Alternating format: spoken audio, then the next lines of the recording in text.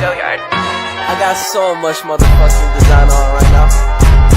Break it down, bring it back, make it clap. I got 3 old thoughts, new block, where that thing. Bitches on my line, and you know.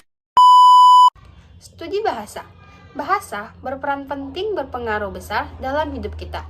Dianggap biasanya layaknya bernafas dan berjalan. Bahasa membedakan manusia dan binatang-binatang. Pendidikan tradisional membicarakan bahasa dengan mengikuti pola yang besar. Walaupun sering bertanya pada para penulis, tata bahasa dan kamus, mereka tidak meminta keterangan dan lebih berdasarkan kepada spekulasi ahli filsafat kuno dan ahli filsafat abad pertengahan. Kemudian, bahasa dikaji secara ilmiah, diamati secara teliti dan menyeluruh. Orang Yunani kuno memiliki keingintahuan besar sehingga tidak berpatokan pada spekulasi tradisional. Mereka berusaha mencari tahu asal mula dan struktur bahasa.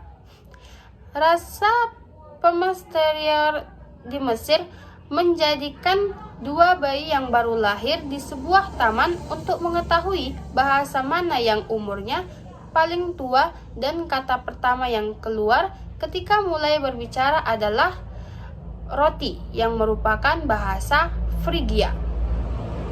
Kaum analogis percaya bahasa asal mula dan arti sebenarnya kata-kata dapat sehingga logis, sedangkan anamolis menyangkalnya.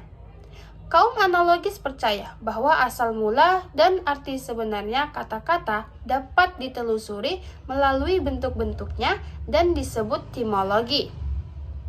Akan tetapi, dalam bahasa Yunani, seperti bahasa Inggris kebanyakan, kata tidak dapat dianalisis seperti itu. Etimologi menunjukkan bentuk-bentuk bahasa dalam perjalanan waktu. Orang-orang Yunani kuno melakukan pengamatan gramatikal suatu bahasa dan diterangkan secara filosofis. Mereka menemukan kata-kata kelas-kelas kata bahasa mereka.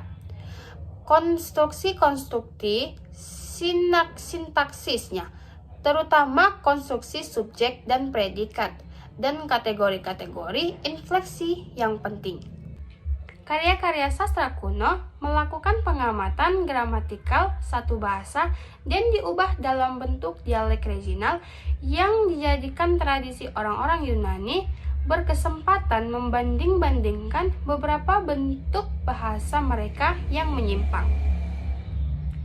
Bahasa adalah penemuan pahlawan-pahlawan dahulu kala, atau kalau tidak hasil roh mistis rakyat.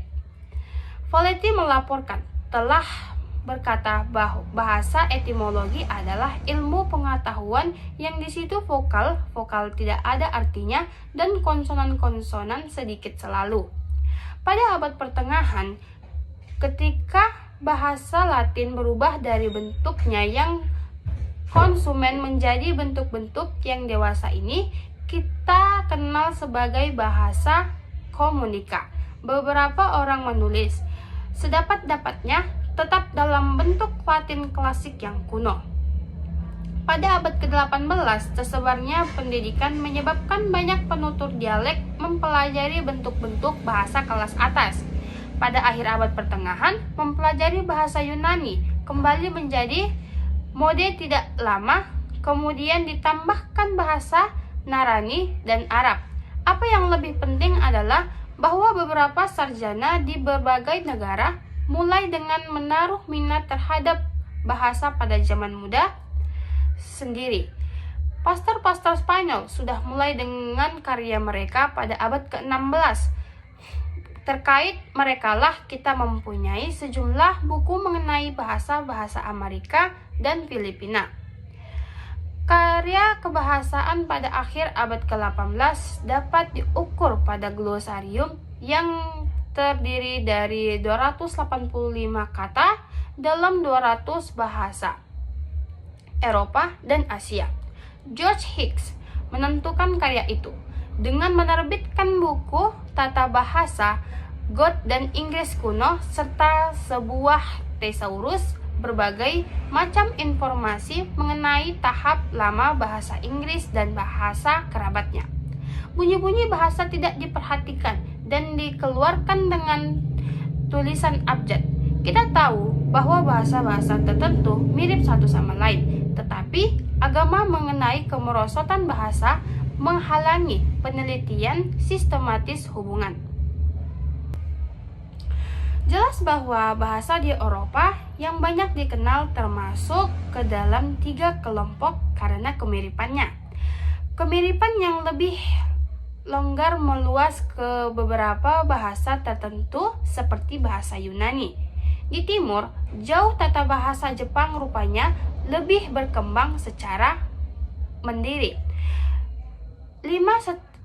Setelah tidak ditentukan lagi sebagai bahasa ibu seseorang, bahasa itu tetap menjadi alat bagi seluruh penulis mengenai topik-topik ilmu pengetahuan dan keagamaan.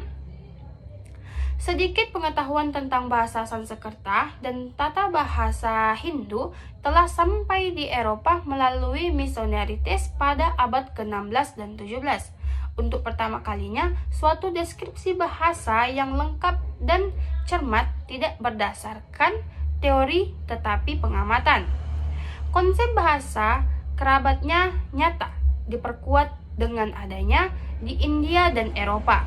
Tata bahasa Hindu mengajar orang-orang Eropa untuk menganalisis bentuk-bentuk bahasa. Dalam pidato yang diucapkan pada tahun 1786, bahasa Sanskerta menunjukkan kemiripan dengan bahasa Yunani dan Latin yang sangat dekat. Sarjana-sarjana Eropa memiliki pengetahuan bahasa-bahasa Latin dan Yunani yang baik. Kebanyakan di antara mereka menuturkan suatu bahasa Germanika sebagai bahasa ibu mereka. Dugaan Jones bahwa bahasa Germanika berhubungan dengan bahasa Latin, yaitu Sanskerta, tertutupi dengan adanya mengenai bahasa ketika dan bahasa kuno. Semua tulisan sebenarnya adalah penawar yang relatif belum lama dan hampir sampai ke zaman kita ini. Kemampuannya bahwa kelompok bahasa kerabat lain seperti Germanika yang menunjukkan kemiripan telah timbul dengan cara yang sama hanyalah suatu kecelakaan.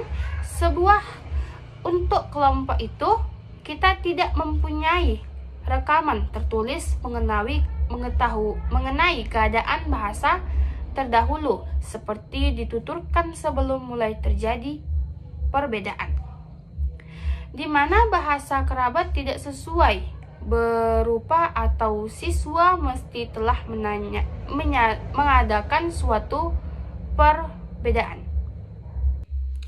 Pada tahun 1818, Rasmus Christian Rox menunjukkan bahwa dalam bahasa Germanika mengandung hubungan formal yang teratur masalah bunyi dalam bahasa Indo-Eropa lainnya. Kelompok bahasa yang digambarkan di sini dalam arti bahwa semua itu adalah bentuk divergen kemudian dengan satu kata Indo-Eropa yang kita tandai dengan meter.